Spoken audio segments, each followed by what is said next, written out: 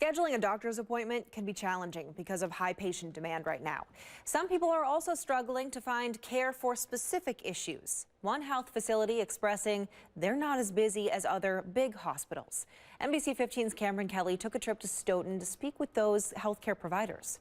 Maria, a hidden gem is how the staff at Stoughton Health describes its facility. It's about 15 miles from both the Madison and Janesville areas. They focus on specialty and surgical services. The independent hospital tells me they are able to get people in the office the same day that they call. Chief Medical Officer and Surgeon Aaron Schwab tells me the pandemic helped to reevaluate their staffing. He says their goal is to make sure people get personal care. That's allowing us to, for example, have people available to answer the phone, so we don't have, hopefully, people calling and being on hold for 10, 15, 20 minutes trying to talk to a real person. We have real people answering the phone that, can help right away.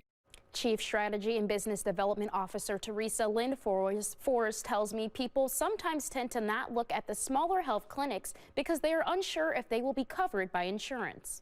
At Stoughton Health, we have over 160 health plans that are allowed here, including a couple big ones in Dane County. Dean Health Plan and Quartz Insurance patients are covered here.